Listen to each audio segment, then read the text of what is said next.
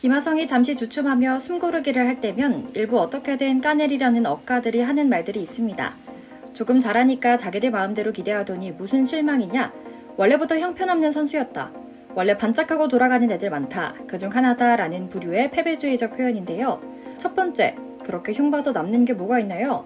두 번째, 김하성이 말한 대로 기록은 언젠가는 깨집니다. 그러나 계속 일어나 밤낮 없이 노력하니 분명 또다시 스스로의 실력으로 일어났습니다. 그것도 KBO 역수출의 신화 SK 투수 켈리를 상대로 리드오프 홈런을 때리며 말이죠.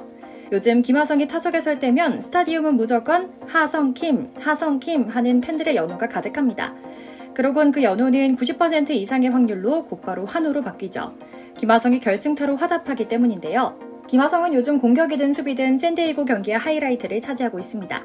그런 그의 모습 덕분에 수천억 연봉의 선수들도 먹튀 논란을 벗고 다시 깨어나기 시작했고요. 요즘은 구단에서 1.5억 불 정도의 재계약 백지 수표를 내놓을 준비를 하고 있다고도 하죠.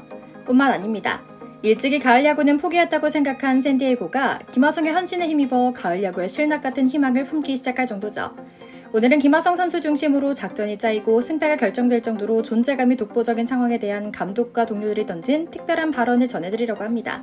잠시 저희 광화문 브리핑 구독 설정도 부탁드리고요. 영웅은 난세에 태어난다고 하죠. 샌디에이고 파드라스 구단의 김하성은 영웅이 됐습니다. 오버하는 소리가 아닙니다. 김하성은 이번 시즌 내내 위기의 샌디에이고를 구해내는 일에 앞장서고 있거든요. 물론 영웅 역시 사람이기에 매 전투마다 이기지는 못합니다. 그러나 전반적으로 팀의 분위기를 끌어올리고 적시에 필요한 도움을 주고 팀을 수렁에서 끌어올리는 역할을 합니다. 특히 첫 경기에서 그 수준이 상당했습니다. 1번 타자 3루수로 선발 출전해 4타수 1안타 2타점을 올려 팀의 4대0 승리를 이끌었거든요.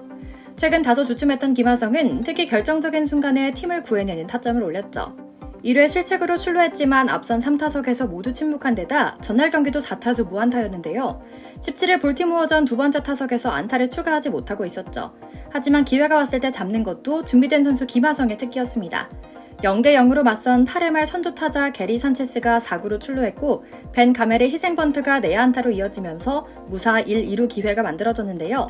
이후 트렌트 그리샴에 이어진 희생번트로 1사 2, 3루의 밥상이 김하성 앞에 차려진 겁니다.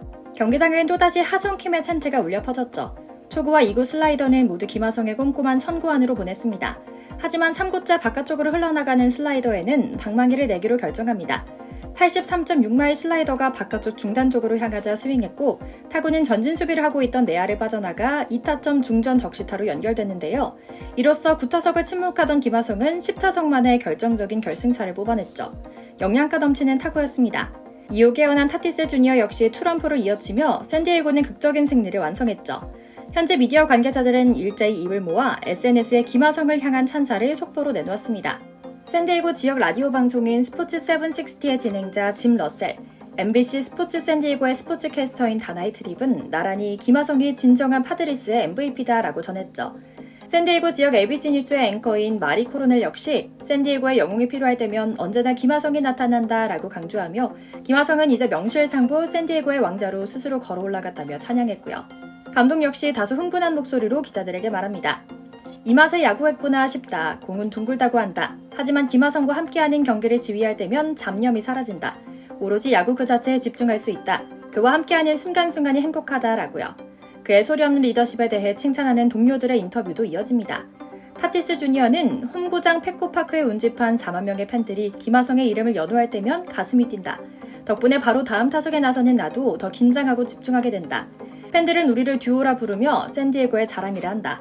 나와 우리 팀은 김하성에게 많은 빚을 지고 있다. 어느 누가 김하성을 좋아하지 않겠는가? 화끈하게 치고 누구보다 빠르게 내달리는 김하성은 우리 사이에서도 슈퍼스타다라고요. 실제로 타티스는 지난 경기에서 MLB에서 보기 힘든 수준의 배트 플립, 그러니까 빠던을 선보였는데요. 중계진은 아무래도 KBO 출신의 김하성에게 빠던을 배운 것 같다. 김하성은 평소에 더그아웃에서 동료들과 대화를 나누거나 패드로 타격이나 전술을 공부하는 모습을 많이 보여주고 있는데 선수들은 김하성의 이런 학구적인 모습에 많이 감동한다고 한다. 더군다나 요즘은 스페인어로 농담을 던질 정도로 문화에도 적응했다니 자연히 선수들이 많이 따르는 것 같다라고 논평하기도 했죠. 김하성이 MVP이자 선수단의 리더라는 것은 클래식 스탯과 세이버 매트리스 모두에서 증명됩니다. 118경기 타율 2할 8푼 1리, 15홈런, 44타점, 27도루, OPS 8할 1, 2의 성적을 기록 중인데요. 베이스볼 레퍼런스의 대체 선수 대비 승리 기여 WAR 역시 5.7로 야수 전체 3위에 올라 있으며 2루와 3루, 유격수 등 내야 포지션을 가리지 않고 최고의 수비력을 과시하고 있다는 게 지표로 드러나고 있는 셈이죠. 김하성은 이제 누구나 인정할 정도의 공수 모두의 건실한 활약을 바탕으로 내셔널리그 MVP 후보로 심심찮게 거론되기 시작했습니다. 최초 모의 투표 발표에선 후보에조차 없어 김하성 저평가론이 퍼지긴 했지만 이제는 여러 모의 투표에서 김하성이 표를 받고 있거든요. 최근 MLB.com이 소속 기자와 해설위원 48명을 대상으로 내셔널리그 MVP 중간 모의 투표를 실시했을 때는 8위에 자리하기도 했죠. 구체적으로 얼마나 많은 표를 받았는지는 공개되진 않았지만 김하성의 저력이 MVP 투표에까지 발휘되기 시작했다는 것을 확인했다는 것만으로도 충분히 의미가 있었죠. 그만큼 김하성의 위상은 슈퍼스타들과 어깨를 나란히 할 정도로 올라왔다고 해석할 수 있고요. 추신수와 류현진이 모두 달성하지 못했던 MVP 투표 톱10 진입의 순간이기도 하죠. 현재 페이스대로면 김하성의 톱10 진입도 꿈이 아닌 현실로 다가올 가능성이 점점 높아지는 요즘인데요. 그럼에도 영웅은 늘 외롭고 고민이 많습니다. 평안한 시기에는 영웅이 나오지 않는 것에 이면에는 영웅이 해결할 문제가 산적해 있다는 점이 있기도 한데요. 커리어 하이에도 맘 편히 웃지 못하고 있는 이유기도 하죠. 바로 팀의 침체 때문입니다. 샌디에이고는 현재까지 58승 64패 승률 47.5%로 내셔널리그 서부지구 4위에 그치고 있는데요. 1위 LA 다저스의 17경기 차로 뒤져 있어 와일드카드로 포스트 시즌 진출을 노려야 하는데 이마저도 녹록지 않은 상황입니다. 내셔널 3개 지구 1위 팀을 제외하고 나머지 12개 팀 가운데 승률 1에서 3위를 뽑는 와일드카드 레이스에서 샌디에이고는 7위에 그치는 수준이거든요. 참고로 가을 야구 막차인 와일드카드 3위 시카고 컵스와의 격차는 5경기입니다. 사실 솔직히 말해 소토, 마차도, 타티스 주니어, 보하리츠 등 리그 정상급 야수들을 보유하고 있는 팀이라고 믿기 힘들 정도인데요. 이처럼 스타가 많음에도 샌디에이고가 고전하는 이유는 승부처에 약하기 때문입니다. 올 시즌 끝내기 상황에서 1승 10패, 연장 경기 무승 10패, 한 점차 접전에서 6승 19패를 당했는데요. 역전을 노리는 샌디에이고의 운명은 앞으로의 일주일여간 경기에 달려있다고 해도 과언이 아닌 상황이죠. 이제 애리조나에 이어 마이애미, 밀워키를 꼭 잡아야만 합니다.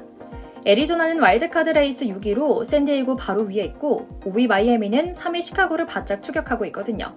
밀워키는 말할 것도 없이 내셔널리그 중부지구 1위 팀이고요.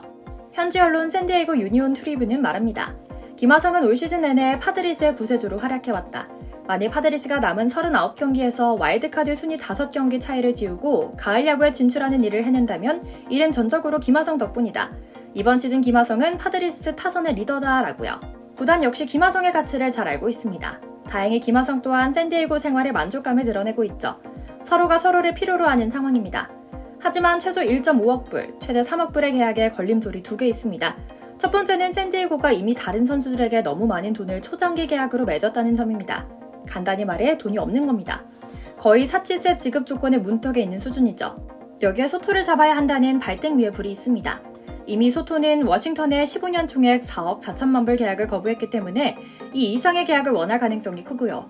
즉 이제 공은 샌디에이고로 넘어갔습니다. 김하성을 잡기 위해 있는 돈 없는 돈 다 끌어올 수 있는지 자금 유동성의 문제만 남은 셈이죠. 제가 늘 소망하는 것은 하나입니다. 우리 하성 선수가 몸 건강 마음 건강 잘 챙기면서 꾸준히 이어가길, 또 이 꾸준함을 합당한 계약으로 보상받길 바라는 마음 가득하며 오늘 영상 마치겠습니다. 광화문 브리핑 구독, 좋아요도 부탁드리고요. 시청해주셔서 감사합니다.